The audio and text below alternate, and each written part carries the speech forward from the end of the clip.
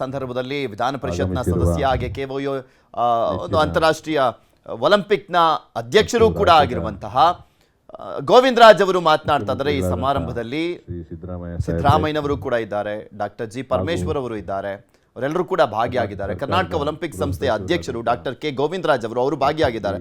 ಮಾತನಾಡ್ತಿದ್ದಾರೆ ನೋಡೋಣ. ಮತ್ತು ಇಲಾಖೆಯ ಕಾರ್ಯದರ್ಶಿಗಳಾದಂಥ ರಣದೀಪ್ ರವರೇ, ಇಲಾಖೆಯ ಆಯುಕ್ತರಾದಂಥ ಶ್ರೀ ಚೇತನ್ ರವರೇ, ಒಲಿಂಪಿಕ್ ಸಂಸ್ಥೆಯ ಪದಾಧಿಕಾರಿಗಳಾದಂಥ ಶ್ರೀ ಅನಂತರಾಜ್ ಅವರೇ ಮತ್ತು ಇನ್ನಿತರೆ ಎಲ್ಲ ಅಧಿಕಾರಿ ವರ್ಗದವರೇ, ಕ್ರೀಡಾ ಇಲಾಖೆಯ ಅಧಿಕಾರಿಗಳೇ ಮತ್ತು ಈ ದಿನ ಪ್ರಶಸ್ತಿ ಪ್ರದಾನಕ್ಕೆ ಪಾತ್ರರಾಗಿರುವ ಎಲ್ಲ ನೆಚ್ಚಿನ ಕ್ರೀಡಾಪಟುಗಳೇ, ಪೋಷಕರೇ, ಮಾಧ್ಯಮ ಮಿತ್ರರೇ, ಇದು 22ನೇ ಸಾರಿ ನಾವು 22ನೇ ವರ್ಷ ಈ ಒಂದು ಪ್ರಶಸ್ತಿ ಸಮಾರಂಭವನ್ನು ಮಾಡ್ತಾ ಇದ್ದೇವೆ. ಪ್ರತಿ ವರ್ಷ ರಾಜ್ಯದಲ್ಲಿ ಅತ್ಯಂತ ಶ್ರೇಷ್ಠ ಕ್ರೀಡಾಪಟುಗಳನ್ನು ಆಯಾ ಕ್ರೀಡೆಯ ಸಂಸ್ಥೆಗಳು ಯಾರ್ಯಾರನ್ನ ಹೆಸರಿಸ್ತಾರೆ ಅವ್ರನ್ನ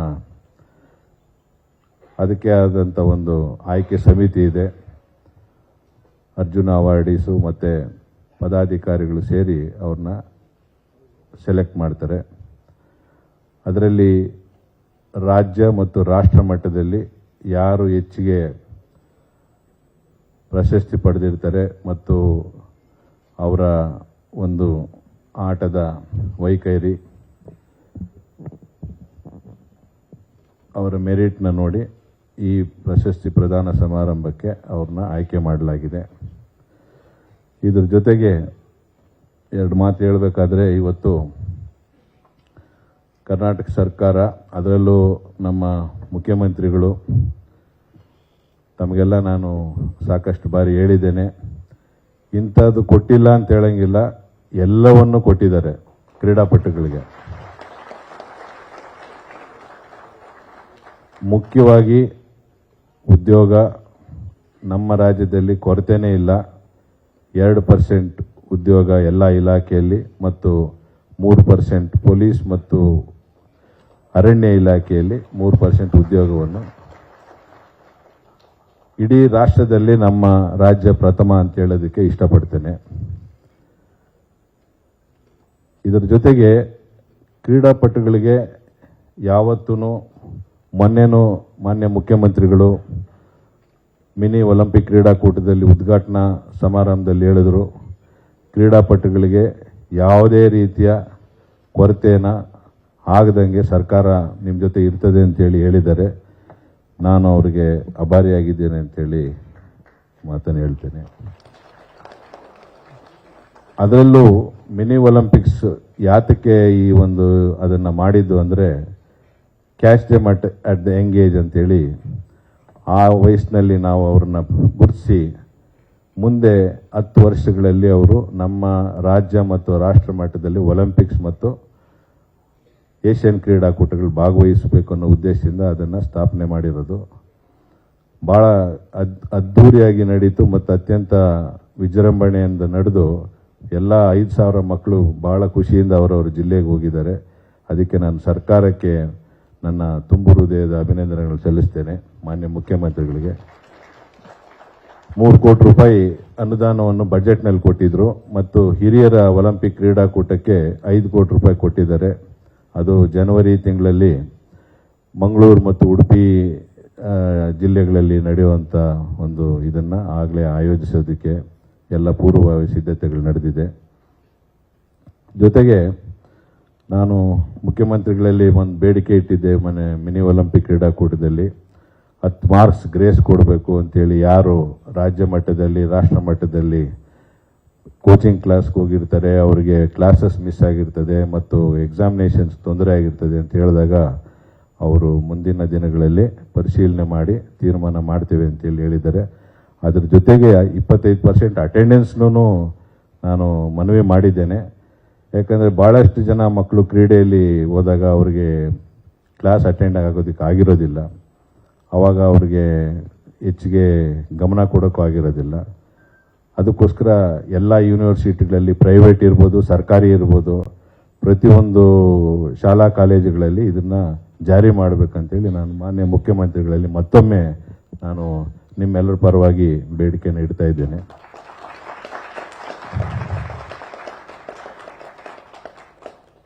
ಈಗ ಸರ್ಕಾರ ಬಜೆಟ್ನಲ್ಲಿ ಅನೌನ್ಸ್ ಮಾಡಿದ್ದಾರೆ, ಏನು ಒಲಿಂಪಿಕ್ಸ್ ಗೆದ್ರೆ 6 ಕೋಟಿ, 4 ಕೋಟಿ, 3 ಕೋಟಿ ಈ ರೀತಿ ಇಡೀ ದೇಶದಲ್ಲಿ ಯಾರು ಬಜೆಟಲ್ಲಿ ಅನೌನ್ಸೇ ಮಾಡಿಲ್ಲ ಯಾವ ರಾಜ್ಯನೂ. ಅದು ನಮ್ಮ ಮಾನ್ಯ ಮುಖ್ಯಮಂತ್ರಿಗಳು ಮಾತ್ರ ಮಾಡಿದ್ದಾರೆ. ಜೊತೆಗೆ ಅವರು ಇನ್ನೂ ಒಂದು ಏನು ಹೇಳ್ತಾರೆ ಅಂದರೆ, ನಾನು ಇಷ್ಟೆಲ್ಲ ನಿಮಗೆ ಸರ್ಕಾರದಿಂದ ಇಷ್ಟೆಲ್ಲ ಬೆಂಬಲ ಕೊಡ್ತೀವಿ, ನೀವು ರಾಜ್ಯಕ್ಕೆ ಮತ್ತು ರಾಷ್ಟ್ರಕ್ಕೆ ಏನು ಕೊಡ್ತೀರಾ ಅಂತಲೂ ಕೇಳ್ತಾರೆ. ನೀವು ಕ್ರೀಡಾಪಟುಗಳು ಈಗ ಅವಾರ್ಡೀಸು, ಮುಂದೆ ಬರುವಂಥ ಅವಾರ್ಡೀಸು ಯಾಕೆ ಈ ಪ್ರಶಸ್ತಿನ ಸ್ಥಾಪನೆ ಮಾಡಿದ್ದು ಅಂದರೆ, ಇದರಲ್ಲಿ ಕ್ರೀಡಾಪಟುಗಳಿರ್ತಾರೆ, ಕ್ರೀಡಾ ವರದಿಗಾರರಿದ್ದಾರೆ, ಕ್ರೀಡಾ ಛಾಯಾಚಿತ್ರಗಾರರಿದ್ದಾರೆ, ಮತ್ತು ಕ್ರೀಡೆಗೆ ಏನೇನು ಸಂಬಂಧಪಟ್ಟಿರುವಂಥವ್ರು ಯಾರ್ಯಾರಿದ್ದಾರೆ, ಮತ್ತು ಹಿರಿಯ ಕ್ರೀಡಾಪಟುಗಳು ಹಿಂದಿನ ವರ್ಷಗಳಲ್ಲಿ ಯಾರು ಒಲಿಂಪಿಕ್ಸ್ಗೆ ಹೋಗಿದ್ದಾರೆ, ಯಾರು ಏಷ್ಯನ್ ಗೇಮ್ಸಲ್ಲಿ ಮೆಡಲಿಸ್ಟ್ ಇದ್ದಾರೆ, ಅವರೆಲ್ಲ ಮರ್ತೋಗಿರ್ತಾರೆ. ಅವ್ರನ್ನ ಜ್ಞಾಪಕ ಮಾಡೋದಕ್ಕೋಸ್ಕರ ಅವರಲ್ಲೂ ಒಂದು 8-10 ಜನಕ್ಕೆ ನಾವು ಗುರುತಿಸಿ ಅವ್ರನ್ನೂ ಈ ಸಮಾರಂಭದಲ್ಲಿ ಒಂದು ಹಾನರ್ ಮಾಡುವಂಥ ಕಾರ್ಯಕ್ರಮನೂ ಪ್ರತಿ ವರ್ಷ ಮಾಡ್ತಾ ಬಂದಿದ್ದೇವೆ. ಇದು 22ನೇ ವರ್ಷ ಇದನ್ನು ಮಾಡ್ತಾ ಇರೋದು ನಾವು.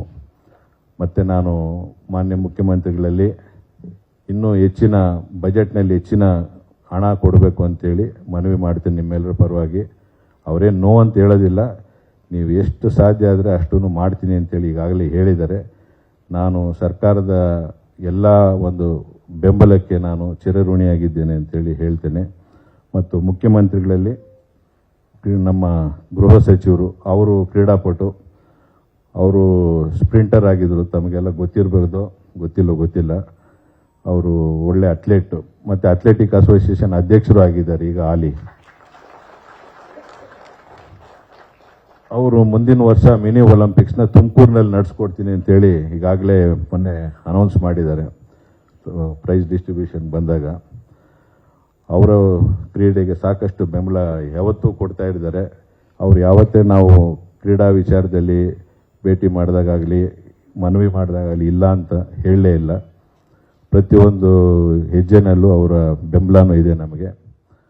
ಮತ್ತು ಮಾನ್ಯ ಮುಖ್ಯಮಂತ್ರಿಗಳು ವಿಶೇಷವಾಗಿ ಕ್ರಿಕೆಟ್ ಪ್ರಿಯರು, ಕಬಡ್ಡಿ ಆಡ್ತಾಯಿದ್ರು.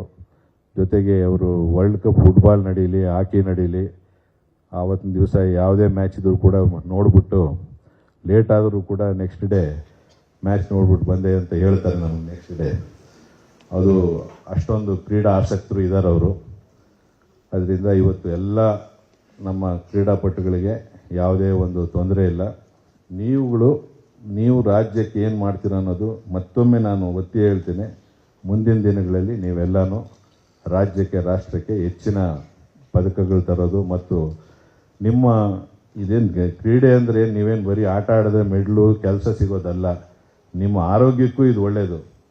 ಪ್ರತಿಯೊಬ್ಬರೂ ಕೂಡ ಎವ್ರಿ ಡೇ 1 hour ನಿಮ್ಮ ದೇಹವನ್ನು ದಂಡಿಸಬೇಕು ಅಂತೇಳಿ ಈ ಸಂದರ್ಭದಲ್ಲಿ ಹೇಳ್ತಾ, ಈ ಒಂದು ಸಮಾರಂಭಕ್ಕೆ ಬಂದಿರುವ ಎಲ್ಲ ಗಣ್ಯರಿಗೂ ಮತ್ತು ಮಾನ್ಯ ಮುಖ್ಯಮಂತ್ರಿಗಳು, ಗೃಹ ಸಚಿವರು, ವೇದಿಕೆ ಮೇಲಿರುವ ಎಲ್ಲ ನನ್ನ ಕಾರ್ಯಕಾರಿ ಸಮಿತಿಯ ಸದಸ್ಯರು ಮತ್ತು ನನ್ನ ಇವತ್ತಿನ ದಿವಸ ಅವಾರ್ಡನ್ನು ಪಡೆದಿರುವ ಎಲ್ಲ ಕ್ರೀಡಾಪಟುಗಳಿಗೂ ನಾನು ಸ್ವಾಗತವನ್ನು ಬಯಸ್ತಾ ಮತ್ತು ಮಾಧ್ಯಮಿಕರಿಗೆ ಮತ್ತೊಮ್ಮೆ ಸ್ವಾಗತವನ್ನು ಬಯಸ್ತಾ ನನ್ನ 2 ಮಾತನ್ನು ಮುಗಿಸ್ತೇನೆ.